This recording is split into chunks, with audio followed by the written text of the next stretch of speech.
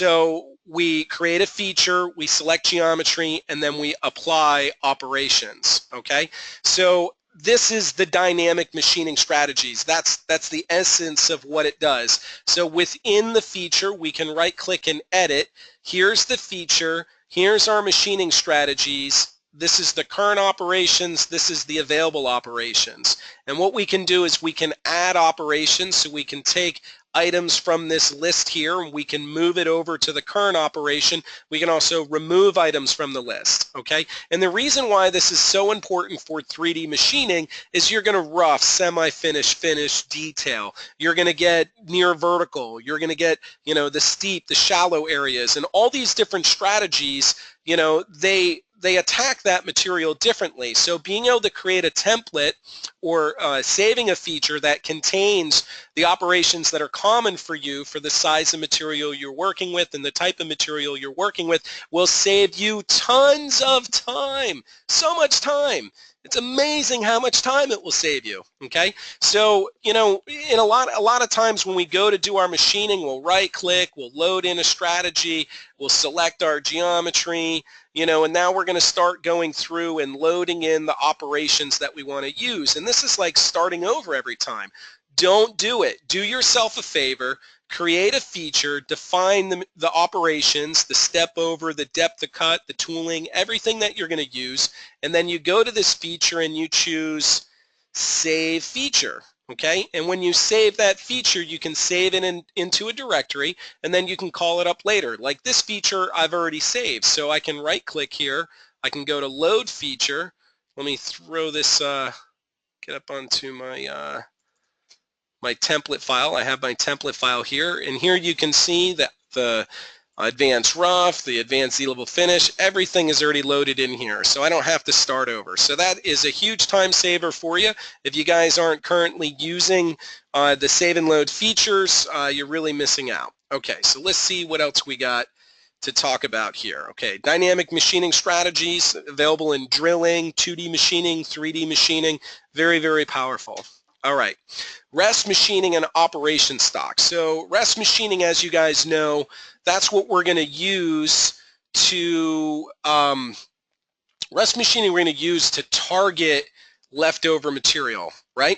So we cut with a larger tool, and then we want to come back with a smaller tool and get all the areas where the larger tool wasn't able to fit, or all the non-machined areas, okay? And basically, I've grouped two categories together. Rest machining is an actual feature in the software, and operation stock is an actual feature. So we're getting a 2-for-1 here. Rest machining is available in really all the Pro Toolpaths give you a rest machining option, and then the operation stock is also available for all the Pro Toolpaths. Okay, rest machining is where you tell it the previous tool that you used, and then it targets where that tool wasn't able to get to. And then the operation stock is used as a 3D boundary, and what that will do is limit where the tool is going to go. It's only going to cut where there's material left over. So let's take a look at the operation stock first. Okay, so give me just a second to open up this file here.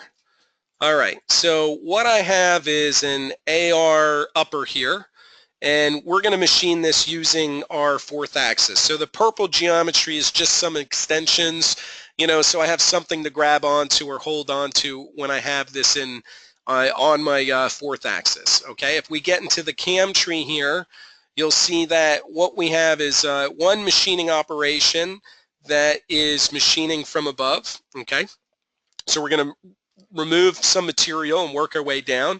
Then we have an index system, so we're going to rotate the part 90 degrees, and then we're going to machine down from here. Okay, now if we look at our initial stock, we're just starting out with a cube. Okay, so we're going to rough, index, rough. Very common, happens all the time with 3D parts. I mean, especially if you have a 4th axis, it's really nice to be able to not have to take the part out of the vise and put it back in the vise or change your work holding. Okay, so let's take a look at some of these toolpaths. And before I do that, just so we're on the same page here, there's a lot of X's in the CAM tree here. Okay, and what these X's are, it just means visibility or posting. So if I go to my stock, I may not want to see my stock on the screen. So I can right click and blank, and it puts a red X next to it, and then it hides that stock. Okay, so that's one thing we can do. And then if I go over to this feature, if I right click blank, you know, it will hide that toolpath. If I go to this index system and I blank it, it will hide that toolpath as well. So this is just showing you that the toolpath isn't visible. Okay, that's what the red X means. And you know, once you've blanked out the toolpaths, when you click on a feature, the toolpath comes up. So you know, generally this is what I do a lot, so this way you can see the toolpath you want to see when you want to see it. Okay, so let's get back to operation stock. Sorry about that. So we got our 2 roughing routines set up. Let's go ahead and simulate this. Now, when we simulate, any of the CAD geometry that's on the window gets passed to the simulation. So I'm going to turn everything off. But as a quick tip, if you want your fixtures or a vise or work holding, if you want that to be passed to simulation, you just have to have it visual, just like on a visible layer, you know, just have it present on the screen. All right, so let's launch our simulation. All right, so we'll turn that off. We'll launch our simulation. This is, let me see, I have a machine set up here. This is a Herco. So you can see I have my indexer, I got my tail stock. You know, this is how I'm gonna work the part. You know, let me go to workpiece mode. We'll run through our simulation here, so you can see that we're roughing our stock down. Once we get done with this side, you know, we're going to do an index, and we're going to start cutting on the next side of the part. Okay. So let me pause this. I'm going to go to the next operation. So this is where we've already indexed. So let's take a look at it from this view. Okay, I'm going to slow down this. And this is without using operation stock. And when we're not using operation stock, we've indexed the part. What you're going to see is that the tool is going to be cutting a lot of air. Okay, and the reason why the tool is going to be cutting a lot of air is it doesn't know where there's material or where there isn't material. It knows the original stock that we had set up, which was a rectangular shape, and once we index, it thinks that material's still there. Okay, so this is the beauty, this is the benefit, this is why operation stock is so cool, is we can actually tell the software where the material is.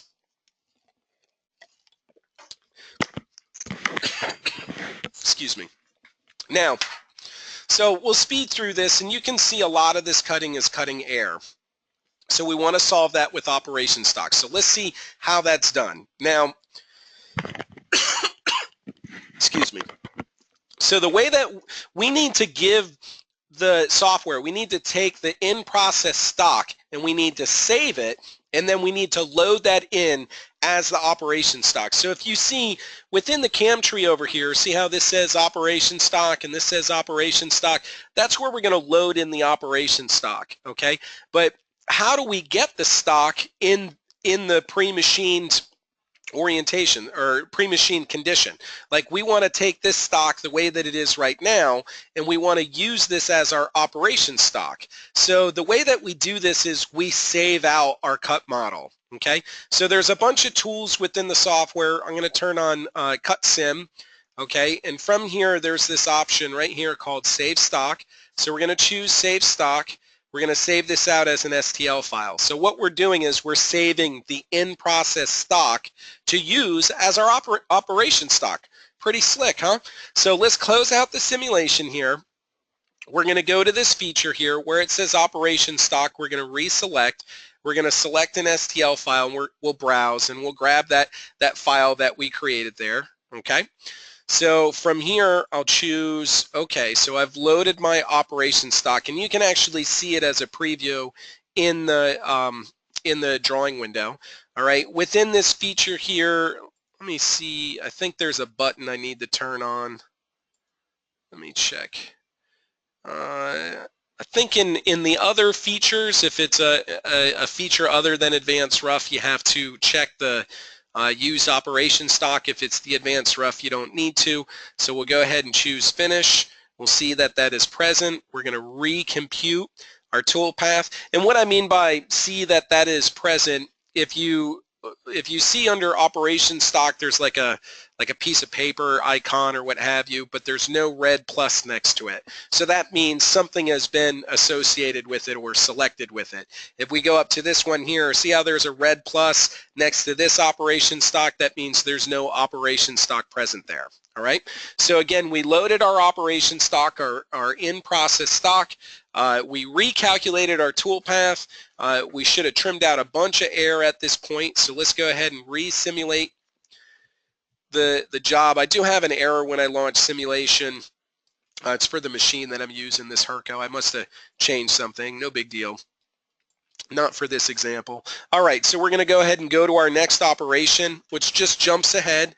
We'll go back to our view here, and we'll slow this down a little bit, and we'll press play.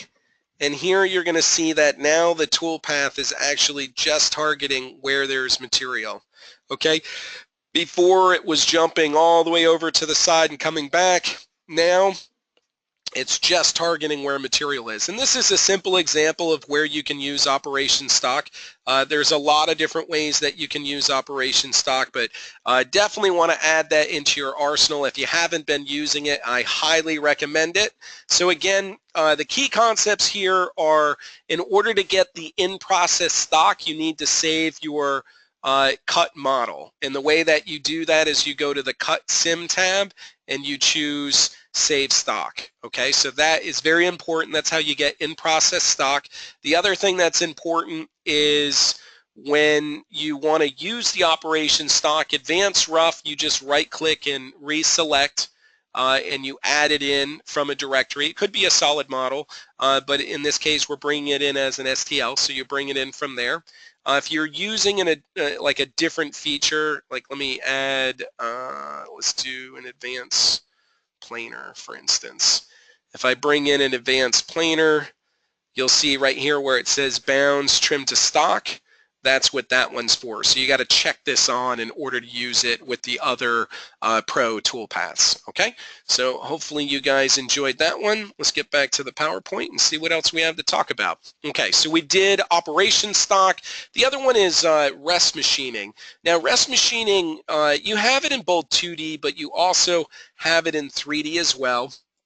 Rest machining is really pretty simple to set up. Here I just have this sample model here. In the first routine, I use a roughing routine with a larger cutter, and now I want to go back and I want to clean up where that larger cutter couldn't fit. So I loaded in another operation, all within the same feature using DMS. Okay, loaded in another operation, and now I'm targeting just where that larger tool couldn't fit. Now, there's a couple of things that I want to talk about. This is the adaptive toolpath here that I'm using. We have updated the way the adaptive toolpath links between groups and links within itself.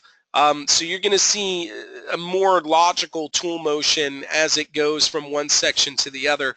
The other huge feature for the adaptive toolpath is these purple link moves that happen between groups. In the past, these features were the same feed rate as the cutting feed rate. Now, they're actually at a max feed rate, and you can set these. If we go to current settings, you have a maximum cutting feed rate, and that's the feed rate that will be posted for those purple moves, which are, there's a certain gap size, and once it reaches a certain gap, it will go to this move. So this is much faster when it's going between groups. Now I don't have to, or I shouldn't have to tell you why adaptive toolpath is so valuable for your shop, but it's the new cutting strategy. It's what everybody's using, and it's really good on your tooling and your equipment. In this particular example, we came in with a larger tool and we removed the bulk of the material, and then we came back with a smaller tool and we're cleaning up just what was left over. Now, Excuse me.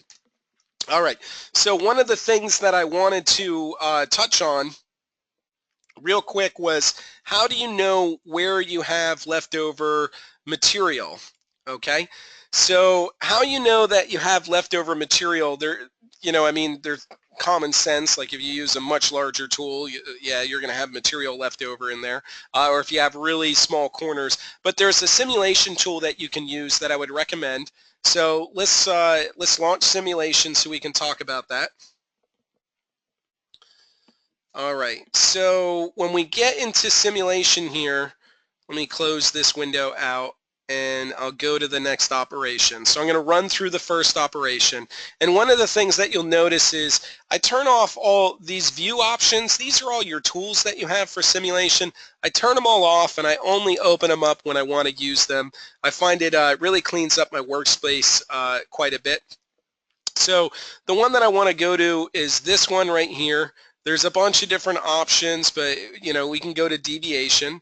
This is the tool that we want to use. This is going to color code where the leftover material is. So we go ahead and refresh this, and it will take a second to calculate. And based on how much material is left in these areas here, positive or negative, it will show up in a color on your model here.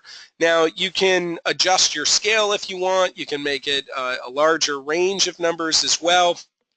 But this is probably the most useful tool that you can use in order to find leftover material. Now, in this case, I mean, there's leftover material everywhere. So, that isn't really helping us know that, hey, a smaller tool needs to be used in this corner here. But depending on your part geometry, this color palette here is very useful for finding leftover material. One of the other tools that you can do as well is you can change the visibility. Like, if you go to visibility of stock, you can make transparent. Okay, so this way, when you cut this along, you can see the material being taken out, and you can also see where the model is. This is another useful tool that will help you find out where leftover material is. Okay, so again, once you know that there's leftover material, like in this case, you can see there's quite a bit of material left over in the corners there. Now you want to use rest machining to target that material. Now, one of the ways that you can use rest machining, you guessed it, is using operation stock. That is a great way to use operation stock is a great way to target leftover material, but a lot of times it's just as easy as using the rest machining option. Okay, so in the advanced rough, you have under options, you have a rest machining option. So I created my first operation with my larger cutter, and then I came back with my second operation and I chose the rest roughing. And you just check it on. It will preload the previous tool and the previous allowance, and that's what it's going to use to determine where to clean up the material in the corners. Okay, so if you haven't been using rest machining, you should definitely try it out. It's really easy to set up. And then if you also want to use the operation stock for rest machining, you can use that as well. Now, I do want to cover a question real quick that came in. Someone asked, why did you save it as an STL? Well, Jeff, when I launched the simulation here, I'm getting an in-process stock. So I go through my first operation, and then I get an in-process stock. And I believe the option that's available when I go to save is STL. So that's the reason why I saved it as an STL. Hopefully that makes sense. But that's what my my option was there. Now, you guys aren't limited to an STL. You can use a solid model if you have a pre-machined part, or whatever the case might be, or an estimate of where the material is. You can use that. All right. So the recap on rest machining is really just going into the advanced rough and turning on the rest roughing option, and then updating the information that's in there. Okay. Now, you may have a question, is rest machining available in other operations? It is available in other operations. If we load in, let's say, an advanced planer as an example, we should see a option in here for rest finishing. In most, I'm not sure, I'm pretty sure most of the Pro Toolpaths will give you a rest finishing operation that uses the previous tool information, okay? So if you guys haven't been trying that, I would definitely give it a try. Very useful feature to have. Okay, so moving forward, let's see what else we want to talk about. So again, recap, rest machining, previous tool, operation stock, great tool to use the target material. Let's moving on. All right, Flatlands. Flatlands Toolpath. This is a very useful toolpath as well. Let me bring this model back up. Flatlands is really just used to cut the flat areas of your part. So if I load in, let me edit this feature here.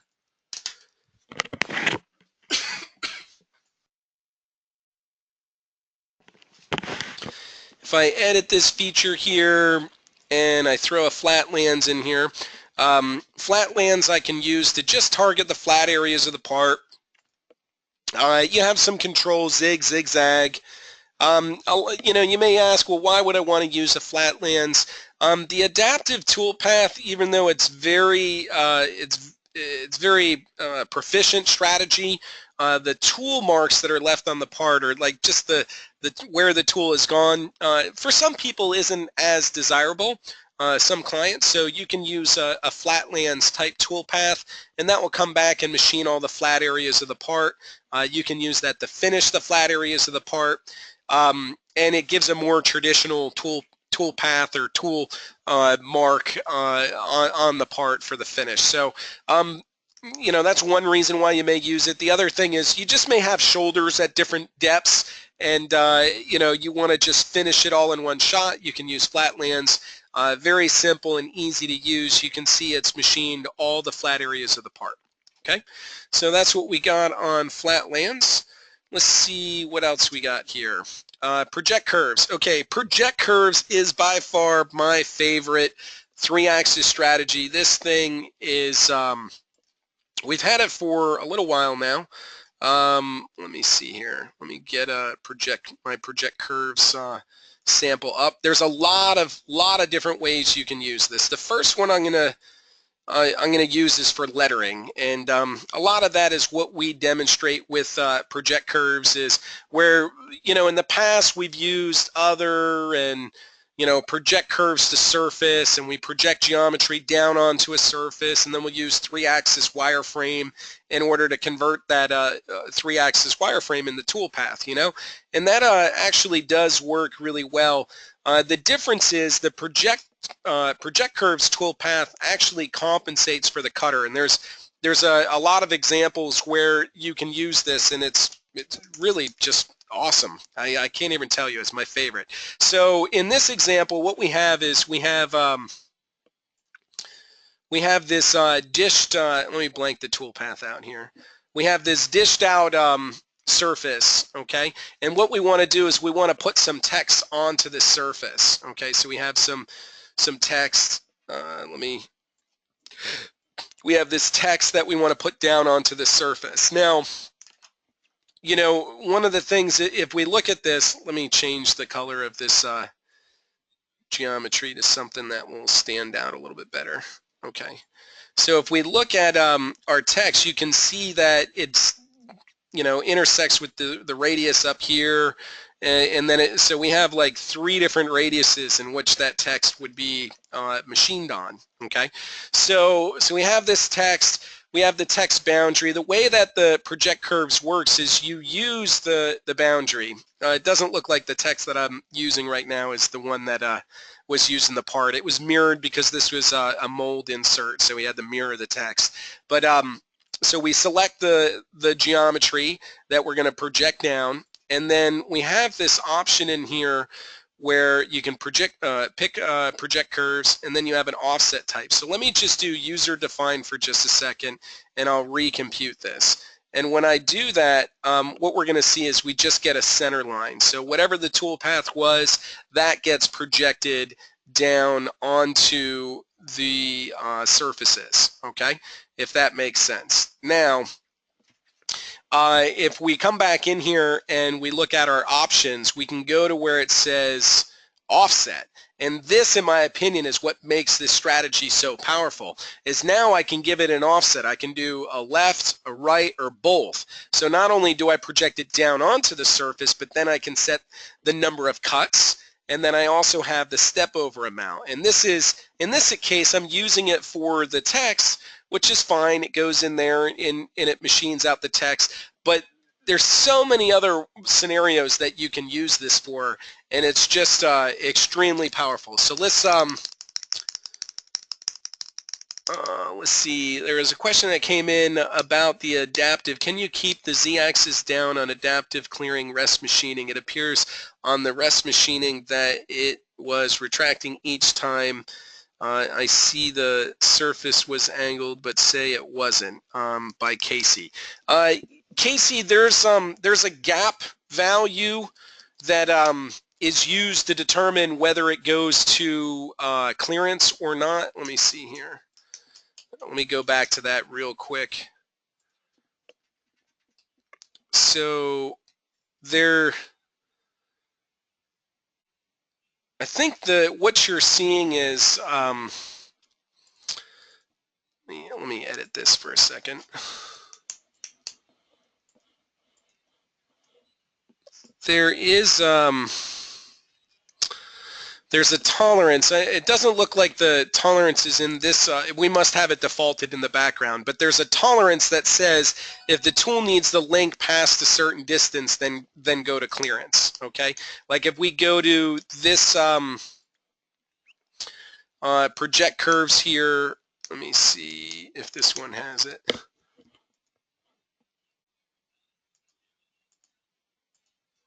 Link, this one right here, this max link gap. So on the adaptive, it is defaulted in the background as far as what that value is, and it determines whether it goes to clearance to reconnect or it determines whether it links back with like a blended spline. And we actually did a lot of work with the adaptive toolpath as far as the relinking to keep it down more than having it go to clearance all the time. But in general, in your pro toolpaths, where you see this max link gap, this will determine whether it links between a cut or whether it goes to clearance, and you can adjust this value.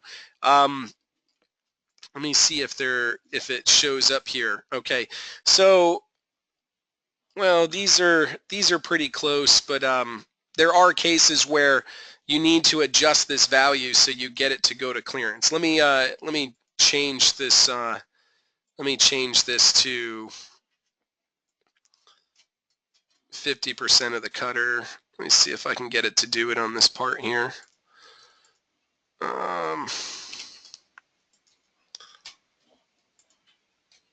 Yeah, this isn't the best example for it, but let me see if I can come up with another one to show you that, Casey. Okay, so we can talk about how you can control the link backing. All right, so anyways, yeah, no problem, Casey.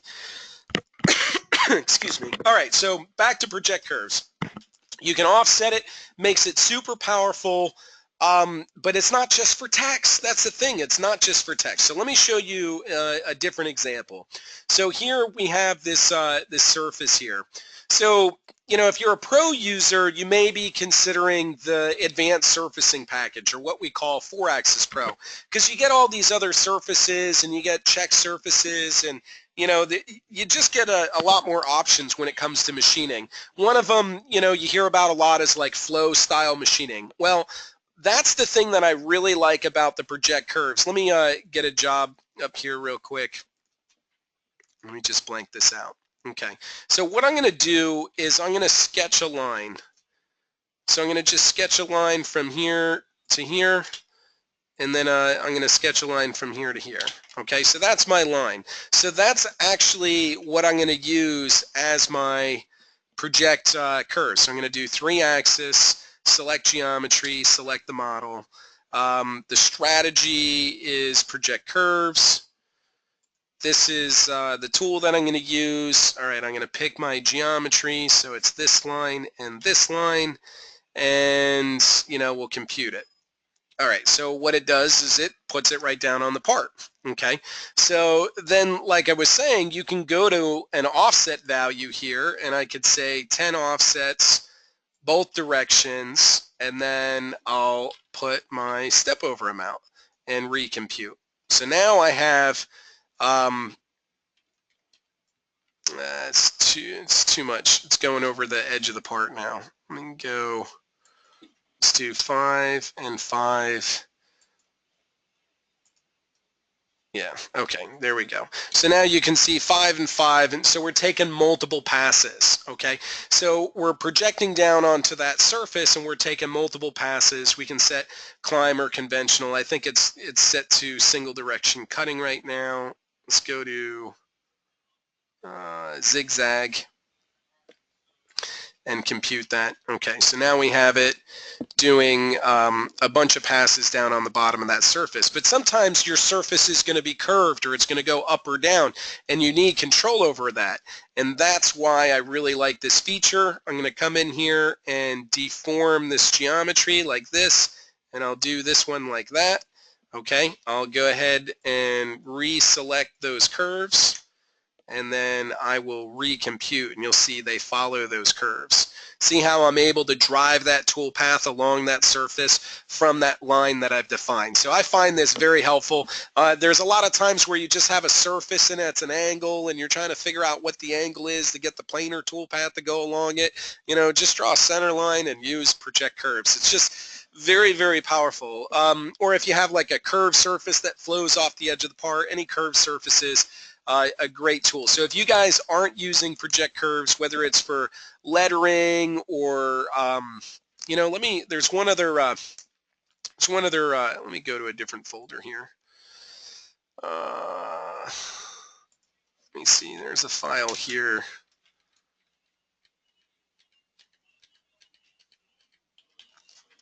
It didn't make it into the vault yet.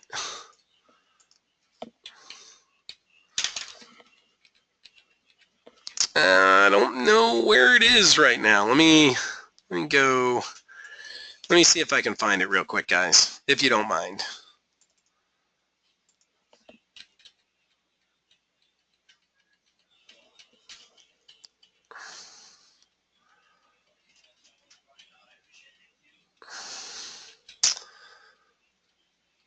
I don't know where it is. Well, anyways, I'll have to come back to that one on a later date because it uses the project curves for it's a pattern on a curved surface where we were able to do it with project curves versus advanced surfacing. So we can cut in 3-axis versus cutting in 4-axis, which saves you a ton of time. All right, let's see what else we got here. All right, so project curves. Last toolpath we want to talk about is the pencil toolpath. Pencil toolpath is for inside curves. Okay, so let me see here. Let me find a pencil routine for us, and it's basically anytime you have some. We'll go back to the rest machining one here. Okay, go back to here. Very good. So pencil we're going to use to clean up the inside corners. That's what pencil's used for. Let's go ahead and add a pencil in here. Okay. So you can set the tool size you're going to use. Set a tolerance. Let's lay one down to begin with. Let's blank everything else out. And then lay our pencil down. So the pencil is going to grab the inside corners. That's the idea behind it. One of the things that's useful about the pencil strategy is you can, like if you have a smaller radius in the corner, or sometimes you need to clean up the intersection between the wall and the floor, you can add multiple passes over here, which I think is very useful. so that the tools kind of, go down the center, go to the left, and go to the right, and clean up those intersections really well. Okay, so, anytime you have an inside corner, that's where you're going to use the pencil toolpath. You can see we didn't have a radius on these floors here, these shoulders, and it targeted, and it also targeted these radiuses here. Okay, so there we got some pencil toolpath. Let's see what else we want to talk about. Machine with confidence training, guys. It really is all about training. I can tell you I learn something new about the software every day. I'm sure most of you have experienced some form of training. I highly recommend utilizing our staff here. Let me see if there's any other questions that I missed here. Let's see. George has a question here.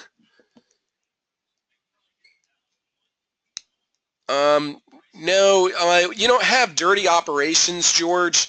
Let me jump back to that real quick. What George's question is if you move, let me make sure that I get this right. If you alter the toolpath or origin, if I come in here, let's say on this advanced rough, and I edit this feature, let's say that I change it to parallel and I choose finish, it doesn't show as a dirty op, George.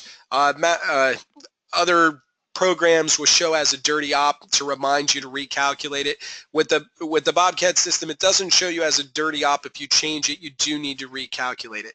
Now, the other question you had is if you move the origin, for instance, if you move it, the origin of the part, like I change where my 0 is, generally the toolpath will come with it, or it will show you that that some things are not quite right.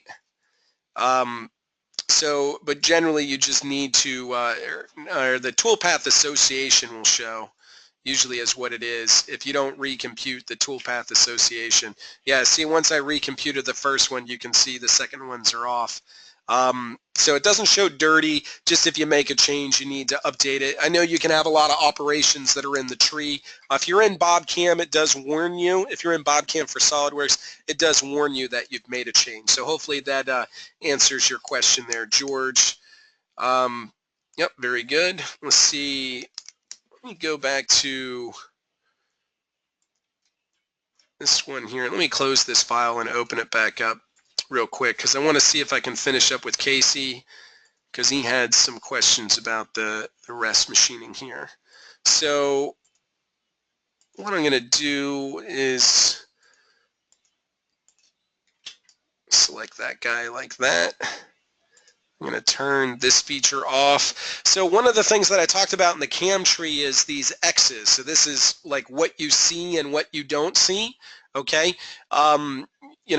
It's either visually you're turning it on or off, or you can post turn it on or off. So you can see the second X here. If I go to post yes, no, what that does is it turns off that operation for either simulation or for posting. Okay. So let me get in here, and so I turn that one off. Let's look at what we're really looking at here is this rest machining to see what it's doing, because Casey had a question about the tool staying down versus it going up to clearance between it. So let's step this forward. Visibility, there's a lot of options in simulation as far as the way you visualize the toolpath. So we have visibility toolpath, toolpath rendering. I'm going to do trace. So as we step through this, the tool's going to trace what's going on. The other one that I use quite a bit might be segment. So you only see a segment of it at a time. So we're going to step forward. Let's make sure we're at a... let's slow it down a little bit. There's a bunch of little arc segments there, so kind of want to see what's going on. So it's looping back. It does its first pass. It does its second pass. And then I think really what you're seeing is it's, nope, it linked over to the other side there.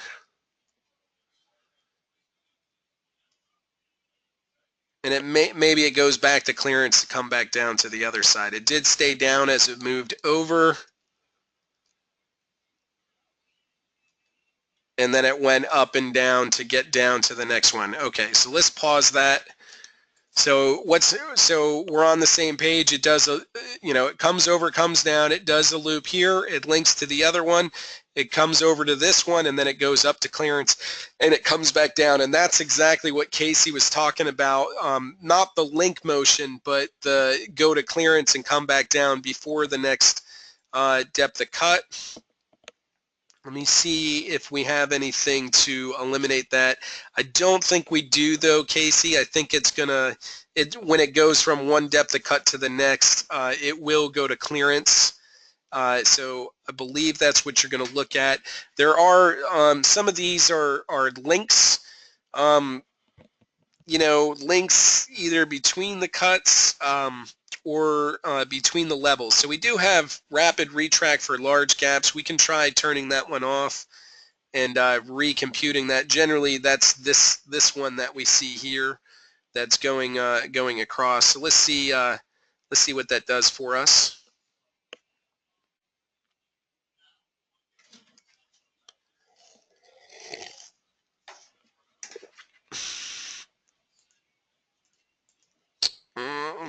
It went away altogether. We'll see what I do there. Get back in here.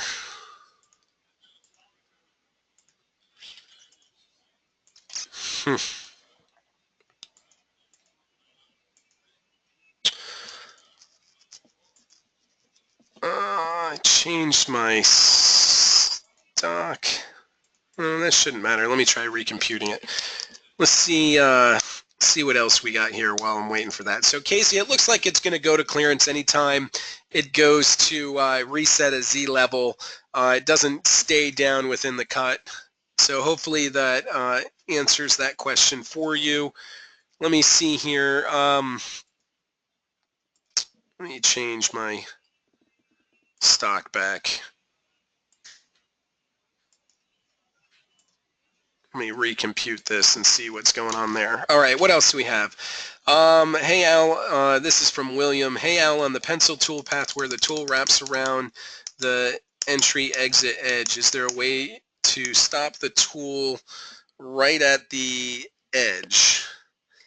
Why don't you give me a little more detail there? You want it to, William, you want it to stop before it, where it leads into the part? You want it to keep away from that? I don't know. Give me a little more detail there, okay? Let's see. Rob, can it not clear one corner before doing the other one? Rob, I think what you're asking is whether it programs by area or by region. And if you look within the toolpath strategy, there is sorting by area or by level. By area would be, it would be focused in an area, kind of like what you're saying, one corner all the way down, and then by level would be more for like thin wall machining where it works its way down. The sorting is set by area, but in this case, some of what you're seeing here are actually the step ups. So if we look at this, there's intermediate steps here. So I've set a depth of cut to a quarter inch, but I'm using intermediate steps to step back up. Okay, so if I change the number of step ups, or what we call intermediate steps, to 0, and then we change this to, let's make it just 100 thou.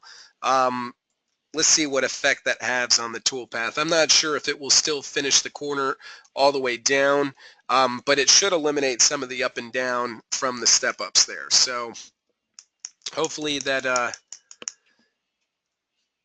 that answers that question. But yeah, it does. What we're seeing here is that when it goes from one corner, it links over to the next corner, and then it goes to clearance, and then comes back down for the next step. So that's what we're looking at there, Rob. I'm not sure what other sorting options we have for that at this time. Okay. Anything CAM defaults current settings that will keep the tool down? Andrew, no, there is no keep tool down setting for roughing in the Mill Pro toolpaths. If you go to the advanced surfacing strategies, you have more menus for linking control, like incremental, or whether it goes, where it goes when it links. So that may be more of what you're looking for. Let's see, we got Tim here.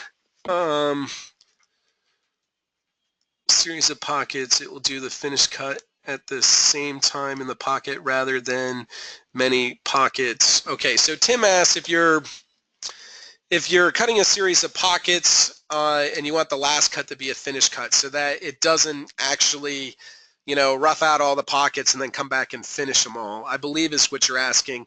And yes, you can actually absolutely do that. Just use your, like, don't use a rough tool, finish tool, just use a rough tool and, you know, do it by, you can post by feature, like, so if you have one pocket, you can do a pattern of them is one way to do it, but yeah, you have control where you can rough and finish with the same cutter before it moves to the next one. So if you want to connect on that, we can do so at a later date. My email is al@bobcad.com, and that will we can connect with that. All right, Rob, thanks again. Okay, good. Pencil Toolpath did not look like it had an entry-exit arc, but it did see. Okay, so I'll address William's question here real quick.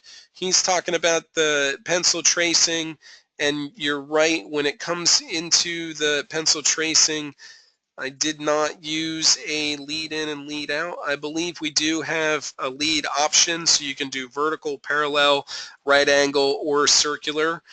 So that's the options that you have for your lead in and lead out on your pencil. In the example that I gave, I did not set a lead in and lead out. So hopefully that answers your question as well. Okay, very good.